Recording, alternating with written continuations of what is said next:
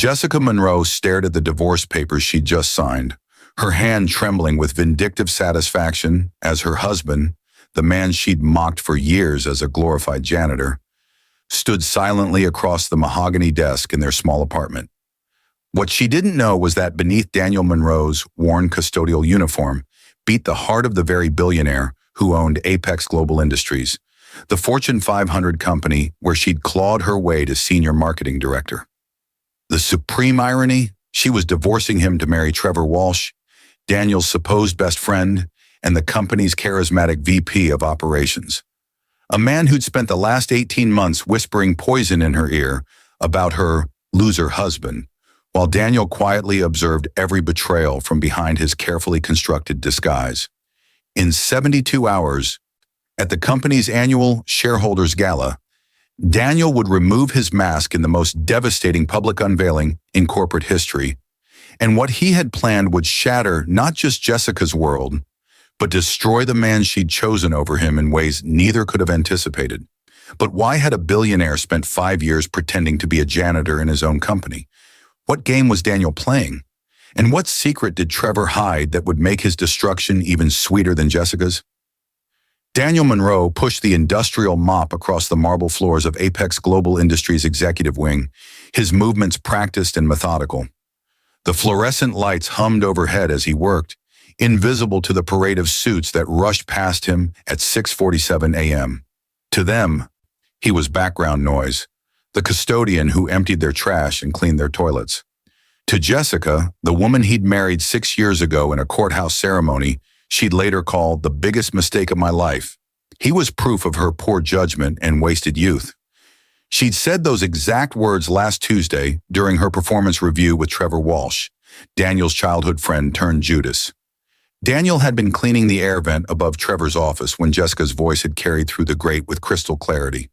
"I should have listened to my mother," Jessica had laughed, that brittle sound Daniel had grown to recognize as her shield against vulnerability. "She told me marrying a man with no ambition would drain the life out of me. 5 years, Trevor. 5 years watching him come home in that pathetic uniform, smelling like industrial cleaner, talking about his honest work. Meanwhile, I'm pulling 60-hour weeks trying to build something meaningful." Trevor's response had been smooth as aged whiskey. "You deserve someone who matches your drive, Jess. Someone who sees your potential and wants to build an empire with you, not hold you back." The affair had been obvious to Daniel for 18 months. The lingering glances during company meetings Jessica didn't know he observed from security monitors.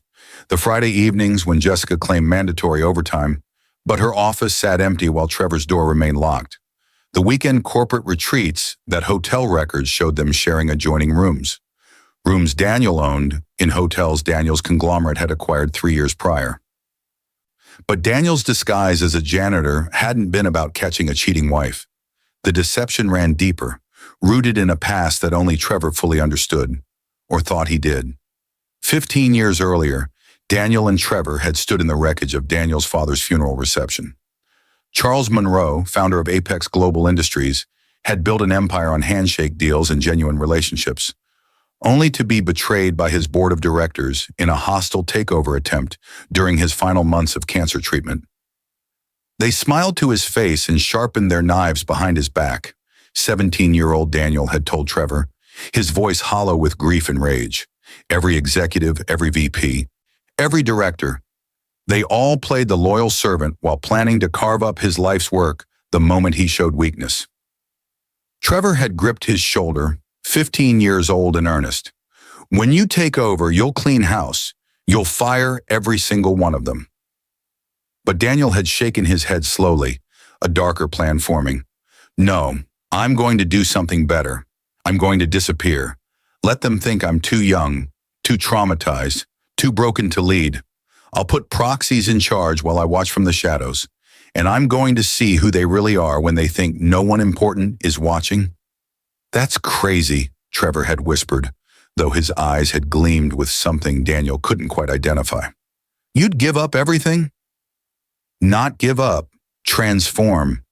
I want to see the company my father loved as it truly is, through the eyes of the people everyone ignores." Now 29 years old and with 5 years of janitorial work behind him, Daniel had compiled enough evidence of corruption, embezzlement, and human cruelty to destroy half the executive suite. But Jessica's betrayal, that had been the unexpected variable.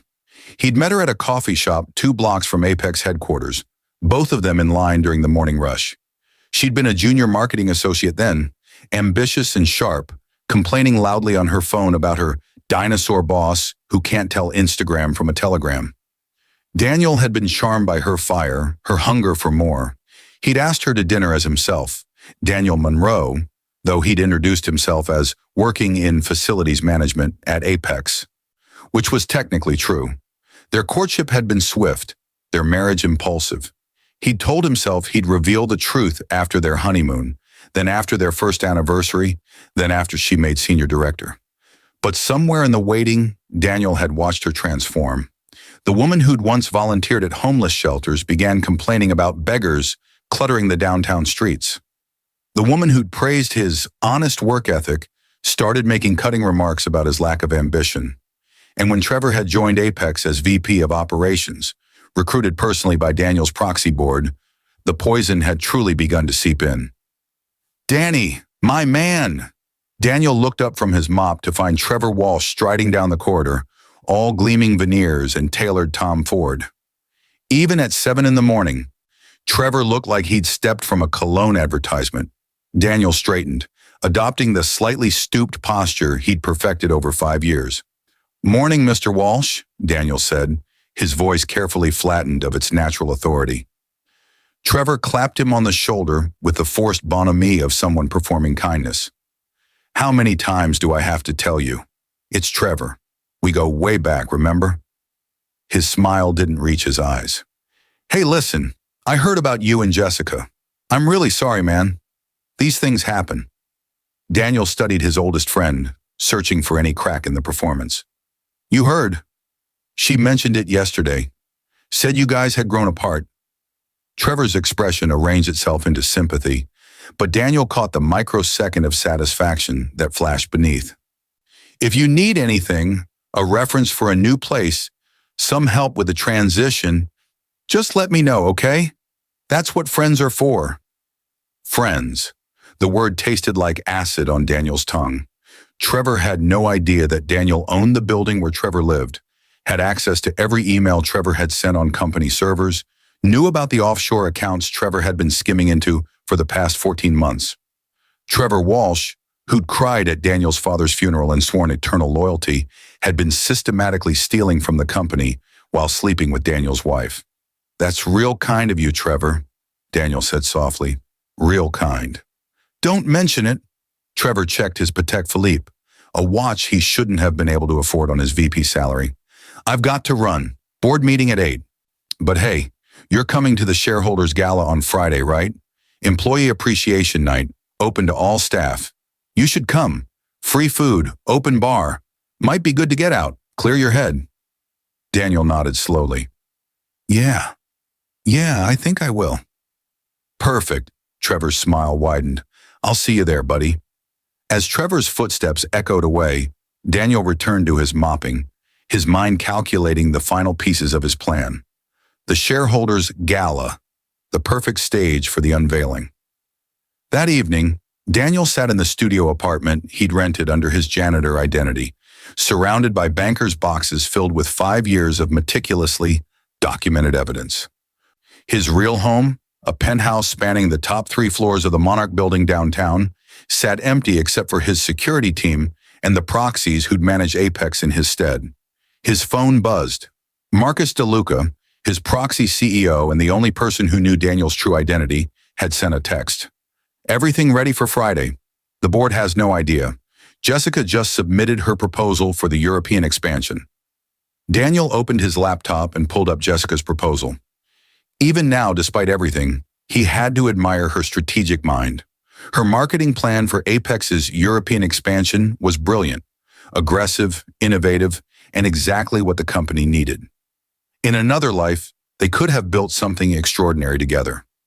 His mind drifted to the memory of their first anniversary. He'd almost told her that night. They'd been in bed, her head on his chest, and she'd been talking about her dreams for the future. Someday, she'd whispered, I'm going to be CMO of a major company, and I'm going to completely revolutionize how corporations think about brand identity. I can see it so clearly, Danny, the whole path. What about us? He'd ask quietly. Where do I fit in that path? She'd been silent for a long moment. You fit wherever you want to be. I don't need you to be something you're not. I just need you to be happy. But her tone had carried an undercurrent he'd chosen to ignore then. The implication that his happiness somehow existed in opposition to her ambition. When had that changed? Daniel had watched the security footage dozens of times, trying to pinpoint the exact moment Jessica had shifted from loving him, despite his disguise, to resenting him for it. He'd found it 3 months after Trevor joined the company.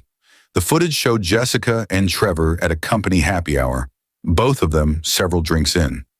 Trevor had been holding court about his previous position at Morrison & Lynch, dropping names and deal sizes with practiced casualness. Jessica had been watching him with something like hunger in her eyes. Not sexual, not yet, but the hunger of someone seeing a reflection of who they wished they could be. And Trevor, ever the opportunist, had noticed. Your husband's the janitor here, right? Trevor had asked, his tone carefully neutral but his eyes sharp. Jessica had flinched almost imperceptibly. Custodian, and yes, that's cool. Honest work. Trevor had paused for exactly the right amount of time before adding, must be tough sometimes, though. You're crushing it in marketing while he's, does he ever talk about wanting more? The poison seed had been planted in that moment. Over the following months, Trevor had watered it carefully, always with plausible deniability, always framed as concern for his old friend Danny. Now Daniel opened another file on his laptop, this one containing Trevor's real history.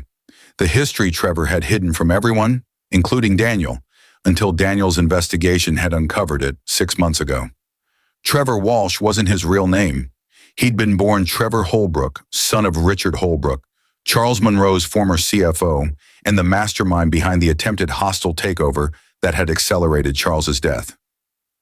When that takeover had failed, Richard Holbrook had disappeared with $50 million in embezzled funds. He died 3 years later in a car accident in Monaco, but not before establishing trust funds for his son under a new identity. Trevor had befriended Daniel deliberately, at his father's instruction, a year before Charles's death. The entire friendship had been a long con, positioning himself to eventually infiltrate Apex when Daniel took over. But Daniel's disappearance had forced Trevor to play a longer game. He'd gotten business degrees, built a legitimate-looking career, and finally landed a VP position at Apex through a combination of forged credentials and his father's old connections. The embezzlement wasn't about money. Trevor had inherited millions. It was about revenge. About systematically destroying the company that had destroyed his father's reputation. And Jessica had been the perfect weapon. Daniel's wife, ambitious and increasingly resentful, ripe for manipulation. By seducing her, by poisoning her against Daniel, Trevor could hurt Daniel in the deepest possible way while also gaining a powerful ally in his corporate sabotage. What Trevor didn't know was that every fraudulent transaction, every manipulated contract, every stolen dollar had been monitored, documented, and preserved. Daniel hadn't just been watching as a janitor. He'd been watching as the true owner of Apex Global Industries, from servers Trevor didn't know existed, through security systems Trevor couldn't access. Daniel's phone rang. Jessica. He let it go to voicemail, then listened to her message. Danny, it's me. I know this is weird calling you after everything, but I need to pick up some stuff from the apartment tomorrow. I'll be there around 6 if that works. I don't want this to be ugly. We can be adults about this, right? A pause. I hope you're doing okay. I really do. This is the right thing for both of us. The right thing, Daniel almost laughed. Tomorrow at the apartment would be the last time he'd see Jessica before the gala. The last time he'd wear the mask of Danny Monroe, the janitor who'd never been enough for her. Tuesday evening, Daniel waited in their small apartment, soon to be just her apartment. He'd already moved everything that mattered to him out. What remained were props from a life he'd inhabited but never truly lived. Jessica arrived at 6:15, dressed in her corporate armor, navy Armani suit, her dark hair swept into a sleek bun, her makeup flawless. She looked uncomfortable the moment she stepped through the door, her eyes scanning the space like she was calculating escape routes. "Hey," she said, her voice professionally pleasant, the tone she'd use with a client she didn't particularly like, but needed to maintain relations with. "Hey." Daniel stood by the kitchen counter, hands in the pockets of his worn jeans. Jessica moved efficiently, gathering items from the bedroom and bathroom. Daniel watched her, memorizing this moment, the last time she'd see him as the man she'd deemed unworthy. "The place looks good," she said, making awkward small talk as she packed a box with books. "You've been keeping it clean." "It's what I do," Daniel said quietly.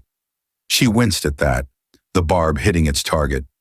"Danny, I didn't mean—" "It's fine, Jess. I know what you meant." He moved closer, leaning against the bedroom doorframe as she worked. "Can I ask you something?" She paused, a framed photo of their wedding day in her hands. They were both laughing in it, her in a simple white dress, him in his only suit. She'd looked so happy then. "Sure. When did I stop being enough?" Jessica set the photo down carefully, not meeting his eyes. "That's not fair." "I'm not trying to be fair. I'm trying to understand." She sighed, finally looking at him.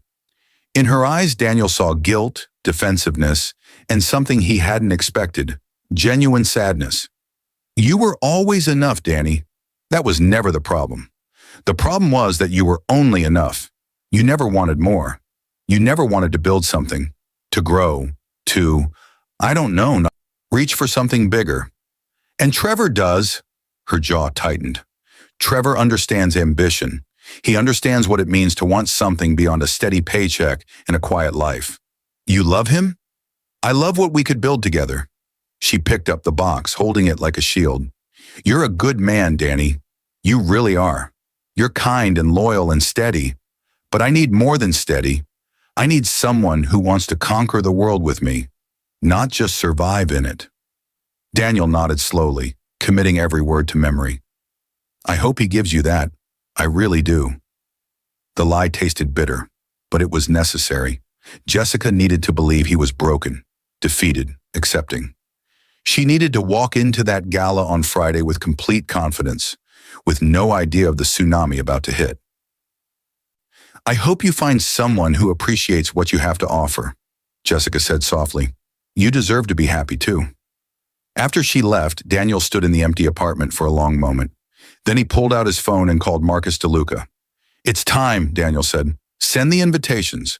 I want every board member, every executive, and every major shareholder at that gala.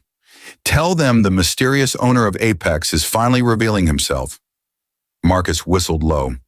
"You're really doing this." 5 years, Marcus. 5 years of watching what people become when they think no one important is looking. Friday night, they learned that someone was always watching. "What about Jessica and Trevor?" Daniel's smile held no warmth. "They get front row seats to the show." Friday evening arrived draped in the golden light of early autumn.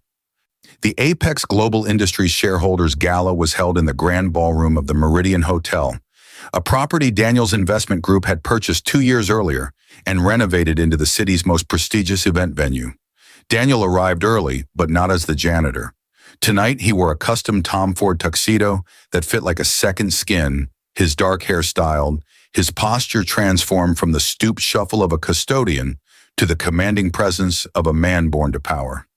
His security team flanked him as he entered through the private entrance, moving through back corridors while the guests assembled in the ballroom.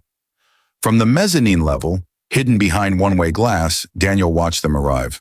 The board members who'd tried to steal his father's company, many of them still in positions of power because Daniel had wanted to see how deep their corruption ran. The executives who'd sexually harassed secretaries, embezzled from departmental budgets, and falsified reports, all documented in Daniel's files. The managers who'd created toxic work environments, driving employees to breakdowns while meeting their quarterly targets. And then, at 7:47 p.m., Jessica and Trevor arrived together. Jessica wore a stunning emerald dress that Daniel had never seen before, probably purchased for this occasion. She looked radiant, confident, holding Trevor's arm as they moved through the crowd. Trevor worked the room like a politician, his smile brilliant, his handshakes firm. They looked like a power couple, like winners. Daniel's COO, Marcus DeLuca, materialized beside him. Everything's ready, The presentation is loaded, the documents are in folders at every seat, and legal has the law enforcement official standing by. Once you start, there's no going back. There hasn't been a going back since the day I put on that uniform, Daniel said quietly. Let's begin. At 8:00 p.m. exactly, the lights in the ballroom dimmed. The conversations faded to expectant silence as a spotlight illuminated the stage where a podium stood. Marcus walked out first, his presence commanding immediate attention. Good evening, everyone. Thank you for attending this special shareholders gala. Tonight is a historic occasion for Apex Global Industries. As many of you know, our company has been operating under proxy management for 15 years, since the death of our founder, Charles Monroe. His son, Daniel Monroe, was deemed too young to take immediate control. Tonight, that changes. A murmur rippled through the crowd. Daniel watched Jessica's face on the monitors showing live feeds of the ballroom. She looked confused, trying to process what was being said. Trevor's expression had frozen, his smile turning plastic. Marcus continued. Tonight, Daniel Monroe ends his observation period and takes his rightful place as chairman and CEO of Apex Global Industries. He's been among you all along, though not in the capacity you might expect. For the past 5 years, he's worked in this company as a custodian, watching, learning, and documenting. Everything. The murmur became a roar. Daniel saw executives turning to each other in panic, saw board members' faces draining of color. He saw Trevor grip Jessica's arm, saw her shake him off, her expression shifting from confusion to dawning horror. Ladies and gentlemen, Marcus said, his voice cutting through the noise, I present to you Daniel Monroe. Daniel walked onto the stage and the ballroom exploded into chaos. He stood at the podium, waiting for silence, his eyes scanning the crowd until they found Jessica. She'd gone completely still, her face a mask of shock. Trevor was whispering urgently in her ear, but she didn't seem to hear him, her eyes locked on Daniel. Good evening, Daniel said, his voice amplified through the sound system, calm and controlled. I know this is a surprise. Let me explain. 15 years ago, I watched my father die while the people he trusted, many of you in this room, tried to steal his life's work. I was 17, grieving and angry. I could have fired you all, sued you all, destroyed you all immediately. But I wanted something more valuable than revenge. I wanted truth. He clicked a remote, and the screens around the ballroom lit up with images. Daniel in his custodian uniform, pushing his mop through Apex's corridors. For 5 years, I've been invisible. I've cleaned your offices and heard your conversations. I've accessed your computers and reviewed your files. I've watched who you become when you think no one important is paying attention, and what I've learned has been illuminating. Another click. Financial documents appeared on screen. Embezzlement, fraud, misappropriation of funds. These documents detail $47 million in theft from Apex Global Industries. The folders at your seats contain evidence of corporate malfeasance, from sexual harassment to securities fraud. Law enforcement is stationed at every exit. For those of you implicated, you have a choice. Resign immediately and face civil penalties, or fight the criminal charges that will be filed Monday morning. The ballroom had gone deathly quiet. Daniel let the silence stretch, let them marinate in their fear. Then he found Jessica again. But this evening isn't just about corporate corruption. It's also about personal betrayal. He clicked the remote once more. The screens filled with security footage. Jessica and Trevor in Trevor's office. Their affair laid bare in silent video. Jessica's gasp was audible even from the stage, her hand flying to her mouth. Trevor had gone pale, his eyes darting toward the exits. Trevor Walsh, Daniel said, his voice harder now, whose real name is Trevor Holbrook. Son of Richard Holbrook, the man who attempted to destroy my father's company and embezzled $50 million before fleeing the country. You've been stealing from Apex systematically, haven't you, Trevor? Following in your father's footsteps. But you wanted to hurt me personally too? That's why you seduced my wife. Trevor bolted. He made it 3 steps before security grabbed him, pulling him back into the ballroom. The room erupted again, voices shouting questions, people trying to leave, security blocking the doors. Daniel raised his hand, and somehow, impossibly, silence fell again. "Jessica Monroe," he said, softer now. She looked up at him, tears streaming down her face, her carefully applied makeup running. "You divorced me 3 days ago because you thought I was nobody. You left me for a man you believed was somebody. You wanted ambition. You wanted empire. You wanted someone who would reach for more." He paused. "You were married to that person the entire time. You just couldn't see past the uniform." He clicked the remote one final time. The screen showed Jessica's own proposal for European expansion, the one she'd submitted to the board. "Your proposal is brilliant. Under different circumstances, I would have greenlit it immediately. You have everything I ever admired in a partner: intelligence, drive, strategic vision, everything except the ability to see value in people who don't perform their worth for you." Jessica was sobbing openly now, her hands covering her face. The room watched in horrified fascination as Daniel delivered his final blow. "Your proposal is rejected. Your position as senior marketing director is terminated, effective immediately. Not because you had an affair, I don't care about that anymore, but because you can't be trusted to evaluate people's worth, which makes you a liability in any leadership position. You'll receive the severance package outlined in your contract, and I'll provide a neutral reference if requested, but you're done at Apex." He turned his attention back to Trevor, who'd stopped struggling in security's grip. "Trevor Holbrook, you're under arrest for embezzlement, fraud, and corporate espionage. The evidence against you is overwhelming and has been turned over to federal prosecutors. Your father died thinking he'd beaten Charles Monroe. You'll spend the next decade in prison knowing you failed to finish what he started." Trevor's face had transformed into something ugly, all pretense stripped away. "You're a psychopath," he spat. "Who does this? Who plays dress-up for 5 years just to humiliate people?" Daniel stepped down from the stage, walking through the crowd that parted before him like water. He stopped directly in front of Trevor, looking him in the eyes. "Someone who learned that the truth only emerges when people think no one's watching," Daniel said quietly. "You were my best friend, Trevor. I trusted you with everything. You know what hurts most? It's not that you betrayed me. It's that you were never really my friend at all.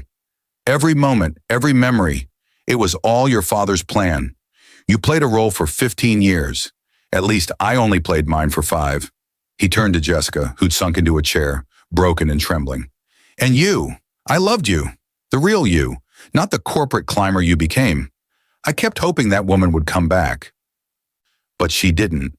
Instead, you became exactly like everyone else in this room, willing to step on anyone you perceived as beneath you to get what you wanted." "Danny," she whispered, her voice destroyed. "I didn't know. You didn't want to know," Daniel corrected. "That's different. You had a husband who came home every night, who never complained, who supported your career even when you mocked his. You had loyalty, Jessica. You just couldn't see it because it didn't come wrapped in a 6-figure salary in a corner office." He stepped back, addressing the room at large. "I'm cleaning house. Over the next month, 70% of Apex's executive leadership will be replaced. If you're not sure whether that includes you, check the folder at your seat. If there's a pink slip inside, security will escort you out tonight. If there's a green letter, congratulations. You're one of the few people who treated everyone in this company with basic dignity, regardless of their position. You'll be rewarded accordingly." The scramble for folders was immediate and desperate. Daniel watched the chaos unfold, feeling strangely empty. This was supposed to be his moment of triumph, the culmination of 5 years of sacrifice and planning. Instead, he just felt tired. He looked at Jessica one more time. She'd opened her folder with shaking hands. Pink slip. She looked up at him with devastated eyes, and for a moment, he saw the woman he'd fallen in love with in that coffee shop, vulnerable and afraid. "I'm sorry," she mouthed. Daniel nodded once, a gesture of acknowledgement, if not forgiveness. Then he turned and walked away, Marcus falling into step beside him.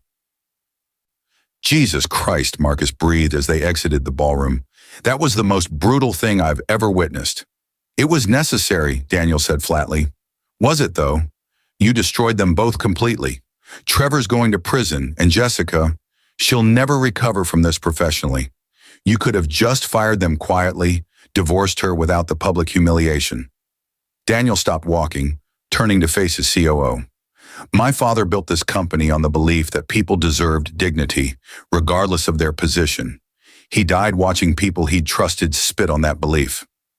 I needed to know if Apex could be saved, if there were still good people here, or if the rot had spread too deep.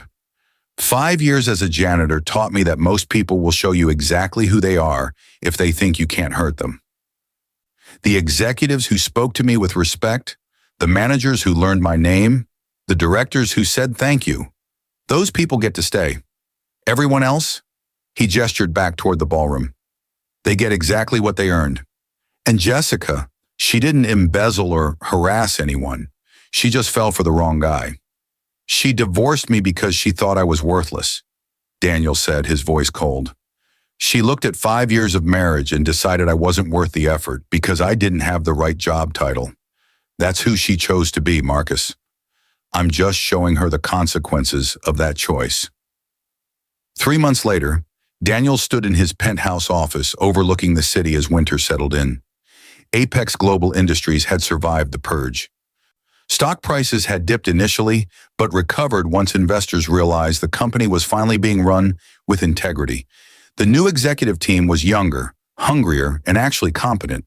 Several of Daniel's former fellow custodians had been promoted to management positions after Daniel discovered they had degrees and experience they'd been unable to leverage past discriminatory hiring practices.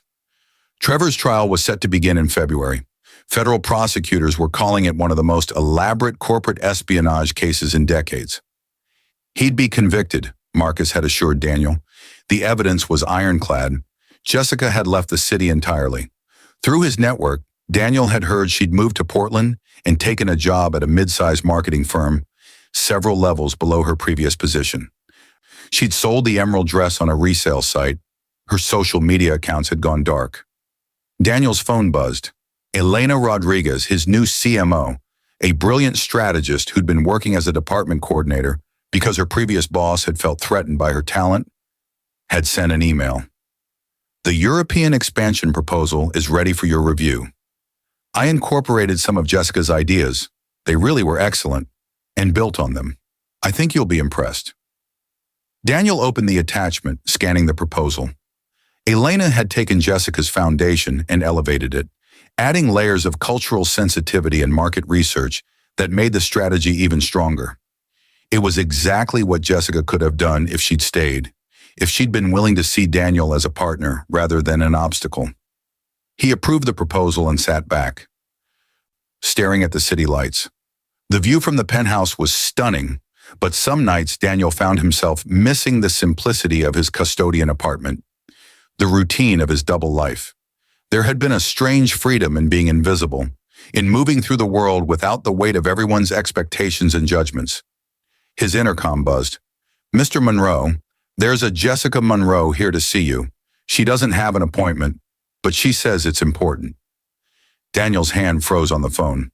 Send her up. He stood by the window, waiting, his heart beating faster than he'd like to admit. When the elevator doors opened and Jessica stepped out, he barely recognized her. She'd cut her hair short, wore jeans and a simple sweater, and looked younger somehow, stripped of her corporate armor. Hi, she said quietly, staying near the elevator as if ready to flee. Hi. They stared at each other across the vast office. Finally, Jessica moved closer, her eyes taking in the space. The original artwork, the custom furniture, the floor-to-ceiling windows offering panoramic city views. This is what I wanted for us, she said, her voice barely above a whisper. This life, this success. I wanted it so badly, Danny, and I had it the whole time. You had me, Daniel corrected. Not this, never this. I would have given up all of it. The money, the company, everything. If you just loved me for who I was, not who you needed me to be. Tears slipped down her cheeks. I know that now. Too late, but I know it. She moved to the window, standing beside him but not touching. I've spent 3 months in therapy. trying to figure out how I became the person who could throw away 5 years of marriage because my husband's job embarrassed me. Do you want to know what I learned? Tell me. I was terrified, not of being poor, we weren't poor, but of being ordinary. My mother grew up in poverty, worked her way into the middle class through sheer force of will, and raised me with this constant message that ordinary was death. That if I wasn't constantly climbing, constantly achieving, I was failing. She never said, "I love you." She said, "I'm proud of you" when I got promotions, but nothing when I was just me. Jessica laughed bitterly. So I married a kind man who loved me unconditionally, and I tortured him for 5 years because he wasn't helping me run from the terror of being ordinary. Daniel absorbed this, feeling some of his anger soften, despite himself. I'm not going to absolve you, Jessica. What you did, what you said about me, how you made me feel, that doesn't disappear because you've gained insight into your psychology. I know, I'm not asking for forgiveness. I'm not asking for anything. She turned to face him fully. I just needed you to know that I see it now. The life we could have built if I'd been brave enough to just be happy with what we had. And I needed to tell you that what you did at that gala, it destroyed me, but it also saved me. I was becoming something monstrous, Danny. Someone who measured people's worth in dollar signs and job titles. You held up a mirror, and I finally saw what I'd become. And Trevor? Daniel asked. Jessica's expression hardened. He played me perfectly. Every insecurity, every doubt, he knew exactly what to say to make me feel justified in my resentment. I was complicit, absolutely, but he orchestrated it. That's what makes it so much worse. I wasn't just a bad wife. I was a mark. They stood in silence, the city glittering below them. Finally, Jessica said, I'm moving to Portland permanently. I have a good job, nothing glamorous, but honest work with people who actually care about doing good marketing, not just chasing prestige. I'm dating someone, a teacher actually. He thinks I'm amazing even though I'm just a marketing manager at a sustainable products company. It's taken me 3 months to believe he's not lying. I hope it works out, Daniel said, and found he meant it. Me too. Jessica moved toward the elevator, then paused. For what it's worth, the woman you married in that courthouse, she was real. She got lost, but she was real. I'm trying to find her again. Good luck, Jessica. You too, Danny. I hope you find someone who sees you. All of you. Not the janitor, not the billionaire. Just you. The elevator doors closed, and Jessica disappeared from his life for the second time. Daniel stood alone in his penthouse office, surrounded by everything he'd built, everything he'd protected, everything he'd sacrificed for. And he realized with startling clarity that he had no idea who Daniel Monroe was when he wasn't playing a role. For 5 years, he'd been the janitor. Before that, he'd been the traumatized son. Now he was the triumphant CEO. But stripped of all those identities, who was he? His phone buzzed. Elena Rodriguez had sent another message. P.S. I noticed you approved the janitor to manager pipeline program I proposed. Thank you for that. My dad was a custodian for 30 years, never got the chance to advance even though he was brilliant. This program would have changed his life. It's going to change a lot of lives. Daniel smiled, the first genuine smile he'd felt in months. Maybe that was the answer. Maybe Daniel Monroe was someone who understood that everyone, from the custodian to the CEO, deserved dignity, opportunity, and the chance to be seen. He'd spent 5 years invisible, documenting injustice and betrayal. Perhaps it was time to spend the next 5 years visible, building something better. Outside his window, the city sparkled with a million stories. People working late, people heading home, people dreaming of better days. Daniel had exposed corruption, destroyed betrayers, and reclaimed his company. Now came the harder part, building something worth having in the first place. He picked up his phone and called Marcus. That expansion Elena proposed? Approve it. And I want to create a foundation in my father's name, focused on educational opportunities for people in service positions. If someone's working as a custodian, but has a business degree, we help them transition. If they're interested in getting a degree, we pay for it. That's going to cost million, Marcus said. I have millions. Let's use them for something that matters. After he hung up, Daniel looked at his reflection in the darkened window. A man in an expensive suit standing in a penthouse office, finally visible after years of hiding. But he still wore a disguise, he realized. Just a different one. The real Daniel Monroe was still somewhere underneath, waiting to emerge. And maybe with time, he'd figure out who that person was meant to be. For now, though, he had a company to rebuild, lives to change, and a father's legacy to honor. The rest would come, or it wouldn't. Either way, he was done hiding.